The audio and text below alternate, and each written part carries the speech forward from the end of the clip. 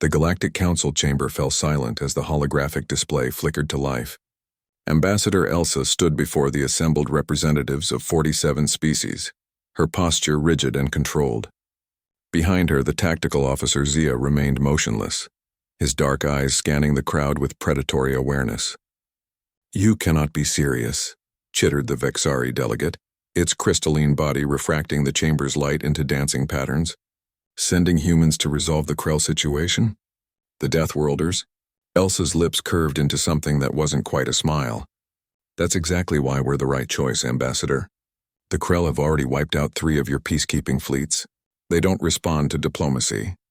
They don't fear your weapons." She paused, letting the weight of her words settle. "But they will fear us." The chamber erupted in a cacophony of translated protests. Species from low-gravity worlds recoiled at the very suggestion. The humans had been members of the Galactic Council for barely 2 decades, and in that time they'd earned a reputation that oscillated between awe and terror.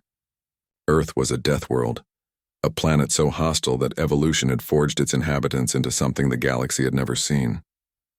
Gravity that would crush most species, atmospheric pressure that could pop Centaurian lungs like balloons, and predators that hunted each other in an endless cycle of violence. Humans had clawed their way to the top of that hellish food chain through sheer terrifying adaptability. "The Council does not authorize military action lightly," the eldest spoke, its ancient voice resonating through the chamber. "But the Krell have violated 17 treaties. They've enslaved entire colonies. If humanity's special forces can end this crisis, then we have little choice."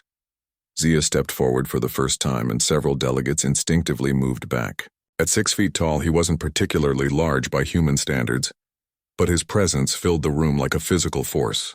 "We'll need complete tactical autonomy," he said, his voice calm and precise. "No oversight, no bureaucratic delays. We go in, we complete the mission, we extract." "And what exactly is the mission?" asked the Felorian representative, her ethereal form wavering with nervousness. Elsa's expression hardened. "Retrieve the hostages. Neutralize the Krell command structure. Send a message to anyone else considering similar actions."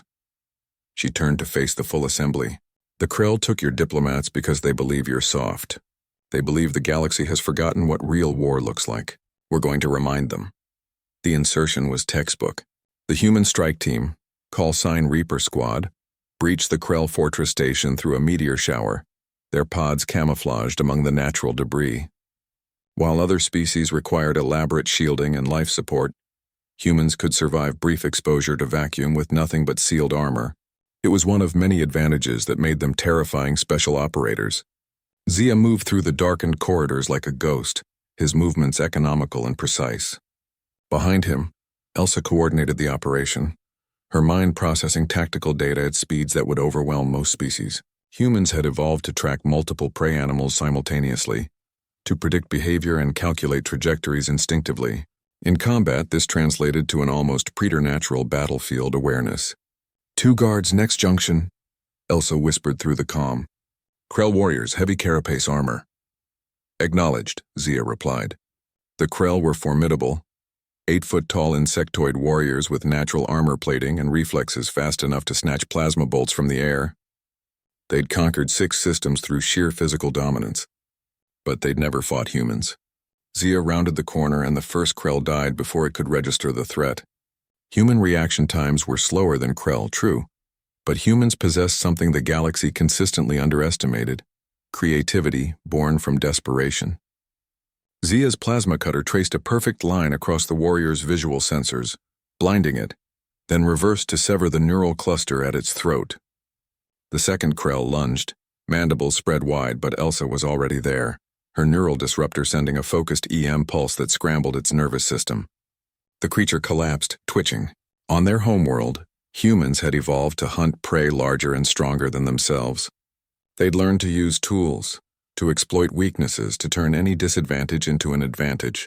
That evolutionary heritage made them the galaxy's most dangerous operators. "Hostages located," Elsa reported, accessing the station's security network. "Detention level 3 floors down. But Zia, they've got the entire compound on alert now. We're looking at 40-plus hostiles between us and extraction." Zia checked his equipment loadout. "Then we adapt." What followed would become legend in galactic military academies for generations. The human operators didn't just fight, they hunted. They used the station's own systems against it, venting atmosphere in calculated bursts that didn't kill but disoriented.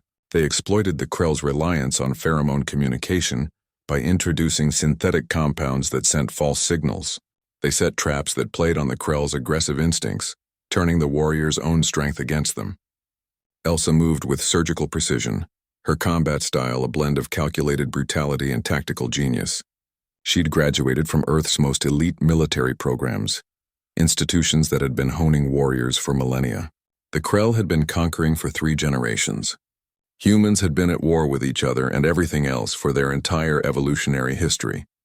When they reached the detention level, the hostages, a mixture of Vexari diplomats and Centaurian traders, stared in disbelief at their rescuers.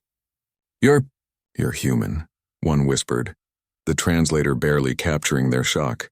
"We're your extraction team," Zia replied, already setting demolition charges on the structural supports. "Can you move?" The answer didn't matter. Humans had evolved to carry injured pack members across hostile terrain. They'd evolved to keep fighting with injuries that would kill most species outright. When a Krell assault team breached their position, Elsa took a plasma bolt to the shoulder that would have vaporized a Vexari entirely, and kept fighting. The explosion that collapsed the detention level took out the pursuing Krell and opened a direct route to their extraction point. Zia carried 2 hostages, Elsa carried 3 more despite her injury, and the rest of Reaper Squad created a corridor of suppressing fire that turned the Krell's fortress into a killing ground. Back in the council chamber, the rescue footage played on every screen. The delegates watched in horrified fascination as the humans fought with a combination of advanced technology and primitive savagery that seemed impossible to reconcile. "They're not just soldiers," the eldest observed quietly. "They're apex predators who learned to think." Ambassador Elsa stood before them again, her wounded shoulder already healing at a rate that seemed impossible. "The hostages are safe. The Krell command structure has been dismantled. Their fortress is destroyed." She looked around the chamber with those unnervingly sharp eyes. "And the message has been sent." The Vexari delegate who'd objected initially spoke, its voice subdued. "We'd had forgotten. Before the council, before civilization, our ancestors knew fear. We evolved past it, we thought." It paused. "But you humans, you carry that fear with you. You use it." "We evolved on a planet that tried to kill us every single day," Elsa replied. "We learned that the only way to survive was to be more dangerous than anything hunting us. That's not something we forget, Ambassador. It's written into our DNA." Zia added quietly, "Every human is a descendant of survivors. Our ancestors didn't just survive, they dominated. They turned Earth from a death world into our world. We brought that same determination to the stars." The chamber remained silent as the implications sank in. The galaxy had grown comfortable, soft, protected by millennia of peace and cooperation. They'd forgotten what their own evolutionary histories had been like before civilization. But humanity remembered. Humanity was the reminder. As the session adjourned, the eldest approached Elsa privately. "You frightened them today. Was that your intention?" Elsa considered the question carefully. "Fear isn't the goal, eldest. But respect is. The galaxy needs to understand that Earth doesn't just offer diplomacy and trade. We offer protection, because we're the species that survived the unsurvivable. The Krell learned that lesson. Hopefully others won't need the same education." The eldest's ancient eyes studied her. "And if they do?" Elsa's expression was calm, but there was something primordial in her gaze. Something that spoke of millennia spent at the top of a brutal food chain. "Then Reaper Squad will be ready. We're always ready. That's what Deathworlders do, eldest. We survive. And we make sure our allies survive too." As she walked away, Zia fell into step beside her. Neither spoke, but they moved with the unconscious coordination of predators who'd hunted together, fought together, bled together. The galaxy might have forgotten its fear, but the humans would ensure it remembered one fundamental truth. Sometimes the best hope for peace was having warriors who truly understood war.